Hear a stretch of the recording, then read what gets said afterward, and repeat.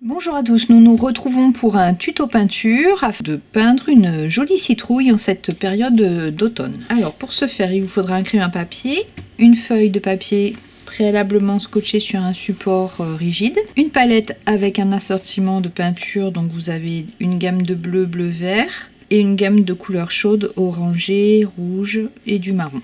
Il nous faudra également du blanc, de l'eau avec des pinceaux. Nous allons commencer par tracer la citrouille. Nous pouvons commencer par une première tranche, on va dire, qui va être la base centrale de notre citrouille. Nous allons ajouter progressivement vers l'extérieur.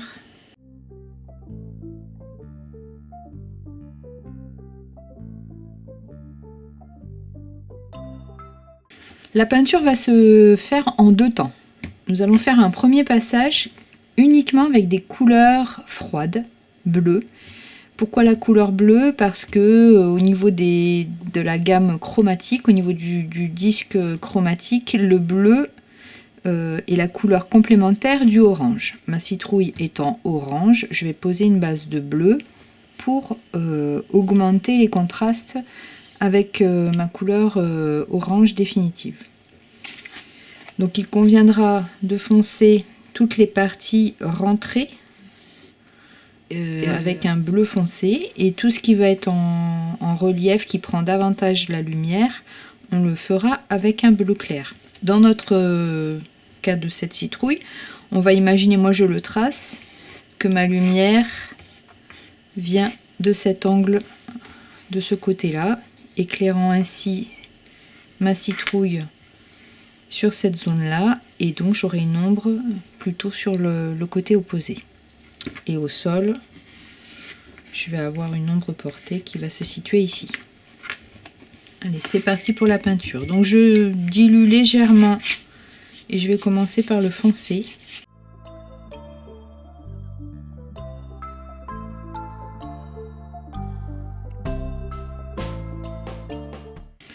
Je vais poursuivre avec des bleus plus clairs pour les zones de lumière.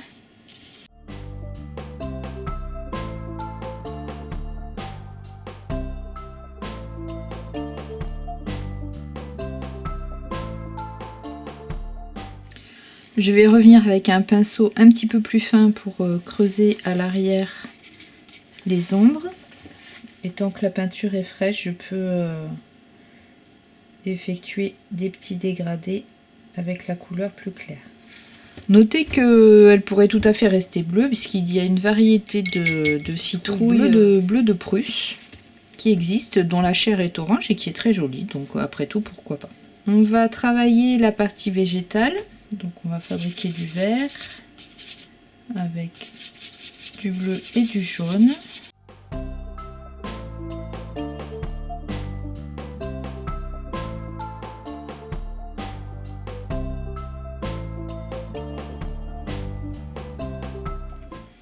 Donc le temps que ça sèche, je vais pouvoir travailler mes couleurs orangées, les installer dans la palette, et je vais passer un petit coup de sèche-cheveux et je reviens vers vous tout de suite après.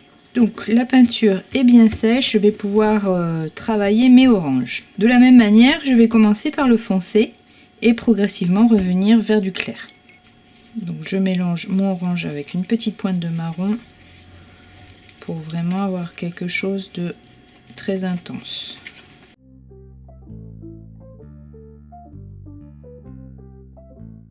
Progressivement, j'éclaircis.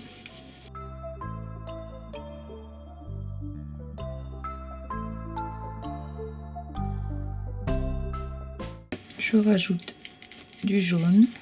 Vous avez vu, j'ai mis une petite pointe de orange fluo pour dynamiser, que ce soit lumineux.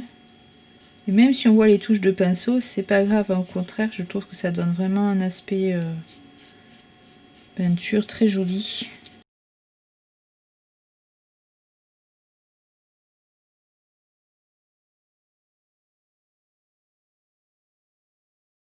Vous voyez le contraste avec le bleu, ça peut aussi produire des effets vraiment graphiques intéressants.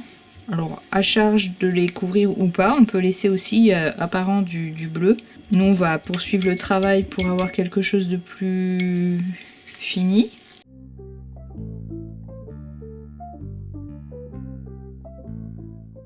Pour les ombres, je peux mixer orange et bleu directement, voir ce que ça donne.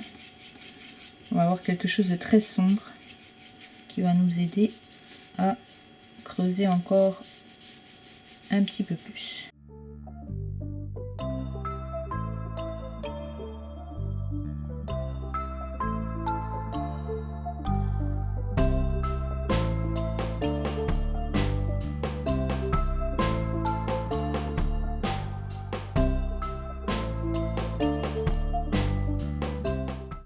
Voilà, ce tuto peinture est terminé. J'espère qu'il vous aura plu.